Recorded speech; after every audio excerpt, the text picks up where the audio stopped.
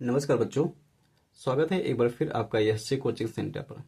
बच्चों, जो भी लोग इस समय जवाहर नवोदय विद्यालय प्रवेश परीक्षा कक्षा 6 की तैयारी आप सभी लोग कर रहे हैं, आप सभी लोग के लिए बच्चों आज के इस क्लास में मैथ के एक चैप्टर जिसमें फैक्टर एंड मल्टीपल चैप्टर से मैंने कुछ महत्वपूर्ण क्वेश्चन लिए हैं। बच्चों, ऐसे ही क्वेश्चन आप लोग के एग्जाम में देखने को मिलेगा और जिन बच्चों की प्रैक्टिस नहीं रहेगी, मैं गारंटी कहता हूं कि वो बच्चे फेल करके जाएंगे।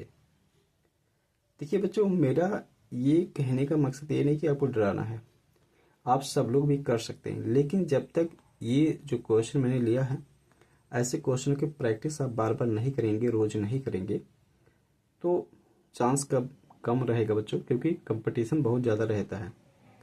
बच्चे जो कक्षा 3-4 से ही काफ़ी लोग ऐसे गार्जियन हैं मेरे संपर्क में रहते हैं, वो लोग कक्षा 3-4 से ही बच्चों की तैयारी करवाते हैं। और कुछ लोग हैं जो जब कक्षा 5 में बच्चा पहुंच जाता है वो फॉर्म भर देते हैं, तब फिर तैयारी कराते हैं मात्र 2 महीने में। तो बच्चों, इसीलिए आपका कंपटीशन बहुत हाई हाई लेवल के बच्चों के साथ होने वाला, तैयारी जो किए रहते हैं उनके साथ होने वाला है। तो आप सभी लोग बच्चों ये जो पेपर है ऐसे क्वेश्चनों की प्रैक्टिस जरूर करते रहिए, ठीक है। तो देखो, आज की इस क्लास में ऐसे क्वेश्चन की प्रैक्टिस में कराने वाला हूँ, तो पूरा वीडियो को अंत तक देख के इसमें जो प्रश्न बताए जा रहे हैं, जो दिखाए जा रहे हैं, इन सभी प्रश्नों को जरूर प्रैक्टिस कर लीजिएगा, ठीक। तो चलिए इस क्लास को शुरू करते हैं। देखिए, पहला क्वेश्चन है, कह रहा है कि 40 से छोटे 5 के गुणजों की संख्या है। तो 40 से छोटे अगर 5 का गुणज हम लोग निकालेंगे तो 5 हो जाएगा। 5 का गुणज निकालते हैं तो 5 10 हो जाएगा। उसके बाद क्या हो जाएगा, 15 हो जाएगा, 20, उसके बाद कितना हो जाएगा, 25, 30, 35 और 40, ठीक है। तो 40 से छोटे होने चाहिए, तो कितने गुणज हो जाएंगे, 1 2 3 4 5 6 7, 7 हो जाएंगे। तो यहाँ पर जो सही ऑप्शन है वो 7 होगा, 7 इस पे टिक लगेगा, ठीक है। चलिए अगला प्रश्न देखते हैं। अगला प्रश्न कह रहा है कि 75 के अभाज्य गुणनखंड हैं। 75 के अभाज्य गुणनखंड हैं, तो 75 का अभाज्य गुणनखंड ऐसे निकाल लो, ठीक है। तो कितने हो जाएंगे, 3 से काटते हैं, 3 दूना 6, 3 5 15, 5 से काटेंगे तो ये 5 5 25 हो जाएंगे, तो 5 एक 5 हो जाएंगे। तो 75 के जो अभाज्य गुणनखंड आ जाएंगे 3 गुणे 5 गुणे 5, तो मतलब कितने आ जाएंगे, यहाँ पर देख सकते हैं 3 गुणे 5 गुणे 5, ये बी वाला ऑप्शन सही है। तो ये जिस बच्चे ने किया है वो सही किया है। अगला देखते हैं। अगला है, कह रहा है कि निम्नलिखित में से कौन सी संख्या 45 से विभक्त होगी। तो देखो क्या करना है, एक तो तरीका ये है कि 45 से आप बारी बारी में भाग करके चेक कर लीजिए कि कौन सी संख्या 45 से पूरा पूरा कट जाती है। तो आप जैसे भी सक्षम है इसको कर सकते हैं, या दूसरा तरीका ये है कि आप जैसे ये 45 है तो आप क्या कर लें, ऐसे कर लें। तीसरा है, तो हमें संख्या कितना दिया, 45 दिया गया है, 45 को हम लिख लेंगे 5 गुणे 9, ठीक है। तो जो संख्या है वो 5 से कटेगी और 9 से भी कटेगी, ठीक है। तो अगर हम देखें जो इसमें संख्या दिया हुआ ऑप्शन में, देखिए यहाँ 0 है, 5 है, 0 है, 0 है, तो ये सभी संख्या 5 से कट रही है। अब तुम्हें चेक कर लेना है कि कौन संख्या 9 से कट रही है, तो भाग कर करके, क्योंकि अब देखिए जो यहाँ पर था 5 से चेक करना खत्म हो गया, अब 9 से आपको भाग करना आसान हो जाएगा। तो 9 से भाग करके आप आसानी से इसको चेक कर सकते हैं। तो इसको जब चेक करेंगे तो इसमें मैं बता दे रहा हूँ, इसमें ये वाली संख्या कटेगी 202 860, ये संख्या कटेगी। तो 9 से भी कट जाएगी, तो ये 5 से पहले से कटेगी, तो 5 और 9 दोनों से कटेगी, तो 45 से कट जाएगी। तो इसमें तीसरा का सी ऑप्शन सही रहेगा, ठीक है। चलिए अगला क्वेश्चन देखते हैं।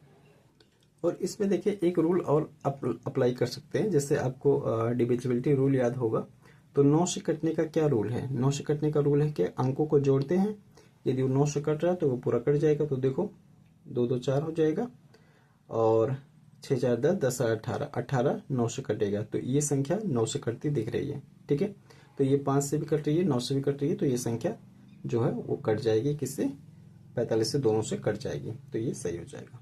अगला देखते हैं। अगला प्रश्न है, कह रहा है कि निम्नलिखित में से कौन सी संख्या 1 से 17 तक की सभी अभाज्य संख्याओं से विभक्त होती है। तो देखना है क्या करना है, 1 से 17 तक की सभी अभाज्य संख्या लिख लेना है। तो 1 से 17 तक की सभी अभाज्य संख्या, ये अगर हम लिखें तो 2 3 5 7 11 13, उसका 17 ही आएगा। ठीक है, ऐसे। तो इसमें क्या कह रहा था, 17 तक कह रहा था ना, ये 17 तक की, तो यहाँ 17 तक की लेंगे। अब सभी का गुणा कर लेंगे, सभी का गुणा कर लेंगे। ठीक है, ऐसे।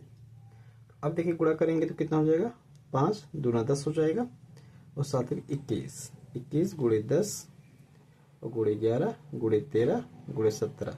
ठीक है, तो इस तरीके से जब आप गुणा करोगे बच्चों ये इन सभी का, ठीक है, तो ये गुणा होके 510 और 510 आ जाएगा। ठीक, 510 510 आ जाएगा। तो इसमें समझिए क्या कर रहा था कि निम्नलिखित में से कौन सी संख्या 1 से 17 तक की सभी अभाज्य संख्याओं से विभक्त होती है।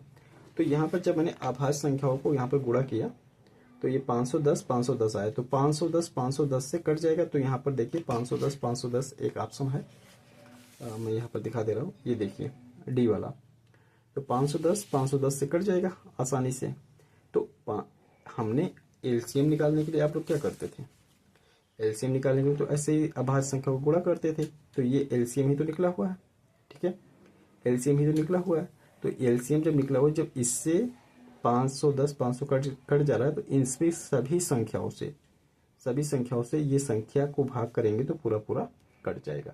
ठीक, चलिए मेरी बातों को जो बच्चे थोड़ा ध्यान दे पा रहे होंगे वो समझ रहे होंगे। अगला देखते हैं। अगला क्या है, कह रहा है कि वह छोटी से छोटी संख्या क्या है जिसे 72 से गुणा करने पर 112 का गुणज प्राप्त होता है। ठीक है, 112 का गुणज प्राप्त होता है।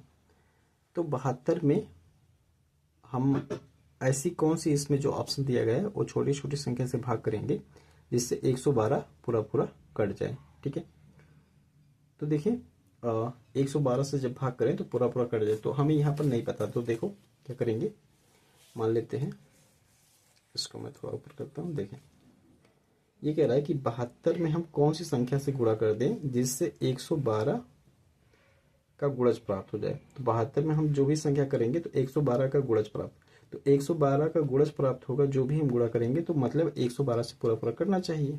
ठीक है, नियम तो यही है। तो अब देखिए आप क्या करेंगे ऐसे, 72 गुणे 6 बटे 112, इसको काट के देख लेना। यदि पूरा पूरा कट रहा है तो सही उत्तर यही होगा, नहीं तो फिर इसको यहाँ पर 6 की जगह पर रख के देखना, फिर काट के देखना इससे अंश और हर में। यदि वो पूरा पूरा कट रहा है तो ये मान के चलना ये सही हो जाएगा, अन्यथा ये सही होगा। ठीक है, तो यहाँ पर सही ऑप्शन में बता दे रहा हूँ, 14 सही ऑप्शन होगा। क्यों, जब ऐसे आप रखोगे 72 गुणे 14 और बटे 112, तो 14 8 112 हो जाएगा, 8 9 72। तो इस तरीके से करके ये पूरा पूरा कट जा रहा है, तो यहाँ पर 14 ही सही ऑप्शन होगा। ठीक, लेकिन पेपर में आएगा ऐसे प्रश्न तो आपको बच्चों बिना प्रैक्टिस किए आप लोग नहीं लगा पाओगे। ठीक, आगे देखते हैं। निम्नलिखित में से कौन सी संख्या भाज्य है। तो अब की बार पूछा है भाज्य है, अभाज्य नहीं पूछा, भाज्य है। तो इसमें देखो 109 61 59 ये सभी अभाज्य है। ये 123 जो लगाया गया है ये सही लगाया बच्चे ने, 123 भाज्य संख्या है। आगे देखते हैं। ऐसे ही प्रश्न आप लोग के एग्जाम में आएगा, और प्रैक्टिस जिन बच्चों को नहीं रहेगा उन बच्चों का गलत हो जाएगा। तो अब सभी लोग प्रैक्टिस इस क्वेश्चन को देखे जरूर कर लीजिए। निम्नलिखित में से कौन सी संख्या अभाज्य है। तो देखिए 6 दिया गया है, 5 दिया गया, 9 दिया गया, 12 दिया गया है। तो यहाँ पर जो अभाज्य है वो कितना है, वो 5 है, ये सही हो जाएगा। निम्नलिखित में से कौन सी संख्या 12 का गुणज है। तो 12 का गुणज 144 110 109 113 दिया गया, तो 144 जो है वो 12 का गुणज है, यहाँ पर ये सही हो जाएगा। ठीक है, अगला देखते हैं। अगला है 45 के गुणनखंड है। तो 45 के गुणनखंड यहाँ पर जब आप 45 के फैक्टर निकालेंगे इस तरीके से कि कौन कौन संख्या से 45 पूरा पूरा कटता है, तो इस तरीके से ये पहला ऑप्शन आ जाएगा और ये सही हो जाएगा। अगला देखते हैं 30 के सभी गुणनखंड कितने होंगे। तो 30 के यदि आप गुणनखंड निकालेंगे बच्चों तो ये 8 आएगा, तो यहाँ पर 8 सही होगा। ठीक है, इन्होंने गलत लगाया था, जिस बच्चे ने लगाया था। ये देखिए बेहद ही महत्वपूर्ण ये प्रश्न है। अगर ऐसे प्रश्न आते हैं तो, क्योंकि ये मैंने टेस्ट लिया था तो इसमें काफ़ी बच्चों ने, काफ़ी के सभी बच्चों ने इसको गलत किया था, क्योंकि ऐसे क्वेश्चन की प्रैक्टिस मैंने खुद अपने बच्चों को नहीं कराया था। तो मैं बता देता हूँ ये कैसे होगा, क्योंकि आप सभी लोग भी यदि इसको प्रैक्टिस नहीं करेंगे तो ये मान के चलिए कि गलत हो सकता है। ठीक है, तो देखिए क्या करना है। ऐसे 4 के घात पे 11 दिया गया है, गुणे 7 के घात पे 5 दिया गया है और गुणे 11 के घात पे 3 दिया गया है। तो आपको क्या करना है, यहाँ पर देखिए इसको, ये 4 जो है ये अभाज्य संख्या थोड़ी ना है, ये तो भाज्य है, तो भाज्य के ऊपर लगाया गया है। लेकिन हमें क्या ये होना चाहिए, अभी तक हम लोगों ने जो पढ़ा इसको आप लोग ध्यान नहीं दिए, ये अभाज्य संख्या पे ही हमेशा ये पावर लगेगा। तो इसको देखो, इसको हम 2 पावर 2 कर सकते हैं और पावर 11 गुणे 7 पावर 5 11 पावर 3।